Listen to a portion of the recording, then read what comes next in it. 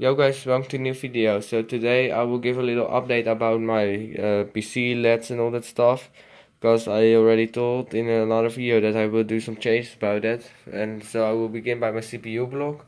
So as you can see now it's orange, and that isn't with the standard color, because first it comes with a little remote, but that one doesn't have orange function integrated, so I had to change that. So what I did is the four pins, the red, green, blue, and plus, I connected them to a separate cable and connected them to all the other red, green, blue, and pluses from the other LED strips. So as you can see, I have one underneath my motherboard on the right, and also one underneath my motherboard on the left, under my inputs and you can see them very well right now, but at night it looks pretty thick.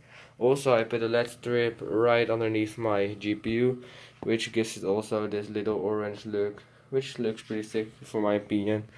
And then all these cables can come together here, and four come here to this little setup, the RGB and plus.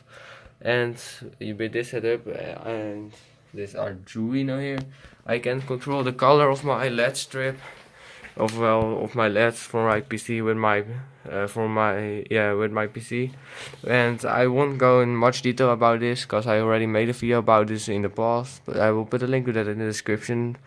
But as you can see, if I connect them, it will go and hit blue, it goes blue, or green, green, red, red, and with all these colors. But the orange, it isn't really a good orange, so I'll make a new program probably in the future.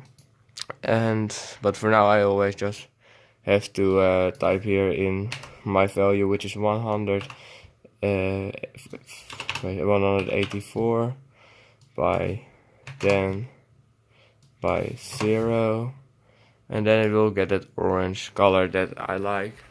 So that's pretty much how my LEDs and stuff are right now for my PC.